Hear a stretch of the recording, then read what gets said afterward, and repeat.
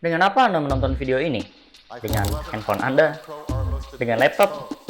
Atau Anda menonton video ini dengan TV Anda? Dengan apa pula Anda mendengarkan audio dari video ini? Apakah Anda menggunakan speaker dari handphone atau laptop Anda?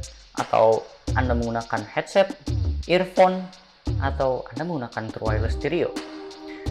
Setidaknya seharusnya Anda menggunakan salah satu dari teknologi-teknologi tadi untuk menikmati video ini.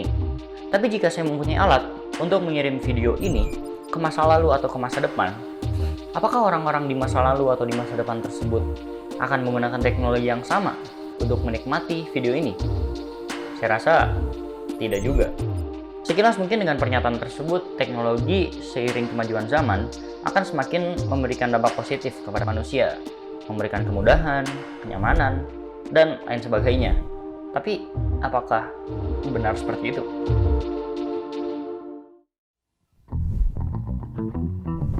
Teknologi. Realisasi sumber daya dalam bentuk produk atau layanan, pengetahuan, dan sumber daya untuk mencapai tujuan. Entitas sains dan teknik dalam proses produksi dan eksplorasi pengetahuan baru. Setidaknya, itu adalah beberapa pengertian yang dikemukakan oleh Gerard H. Gaynor. Sekarang, kita gunakan perumpamaan. Kita hidup di masa pandemi COVID-19, di mana segala kehidupan kita dibatasi, mulai dari sekolah-sekolah ditutup, menutup semua sekolah di Provinsi DKI Jakarta, dan akan melakukan mal-mal ditutup, tempat-tempat hiburan ditutup, dan masih banyak lagi. Tapi dengan hadirnya teknologi sebagai pendamping hidup kita, sekarang kita dapat melakukan sekolah online, belanja online, bermain game online, dan saya rasa masih banyak lagi. Sekarang kita bandingkan orang-orang yang terdampak pandemi flu Spanyol pada tahun 1918. Memang pada saat itu diberlakukan ritual-ritual yang hampir sama seperti yang kita lakukan sekarang. Penggunaan masker, karantina, penutupan tempat-tempat umum, pelarangan kerumunan massal sudah dilakukan pada tahun itu. Tapi pertanyaannya adalah, apakah saat sekolah-sekolah ditutup, anak-anak pada saat itu bisa melakukan sekolah secara online? Apakah pada saat bioskop-bioskop di perkotaan ditutup, orang-orang bisa menonton film-film terbaru dari rumah mereka saja? Apakah orang-orang pada saat itu bisa berkomunikasi dengan keluarganya yang berada jauh dengannya pada saat itu? Mungkin argumen itu cukup memperkuat bahwa ya, absolut. Teknologi selalu membawa dampak positif bagi kehidupan manusia. Tapi, jika kita menemui argumen seperti tadi, maka saya rasa kita harus melihat sisi lain dari teknologi tersebut. Maraknya informasi palsu, pembunuhan massal, pornografi, perjudian online, penipuan, semakin berkembang juga mengikuti zaman. Dan hebatnya ini disebarkan lewat grup WA. Karena apa? Karena berkembangnya teknologi juga. Dunia seakan mengingatkan kita bahwa semakin mudah kita menjangkau hal-hal positif di luar sana, semakin mudah juga kita terjangkau oleh hal-hal negatif di luar sana. Dan teknologi hadir menjadi jembatan di antara kedua jalan tersebut.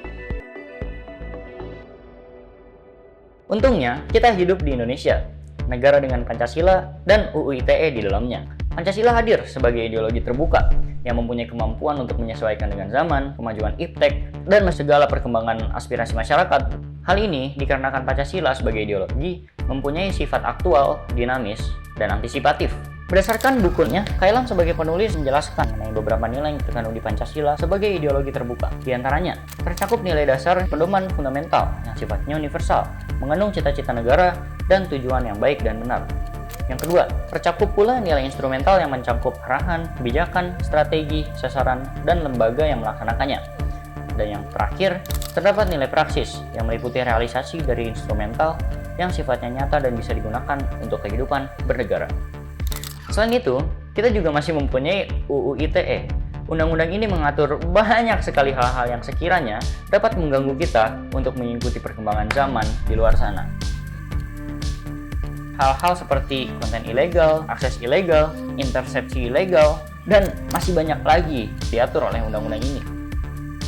Maka dari itu, dengan Pancasila sebagai ideologi terbuka dan UU ITE yang menjamin kenyamanan kita dalam mengikuti perkembangan zaman, saya rasa sebagai masyarakat Indonesia, kita tidak perlu takut lagi untuk memodernisasi kehidupan kita. Bahkan saya rasa dengan disertai kehati-hatian yang cukup, Indonesia mampu dan siap untuk menghadapi metaverse.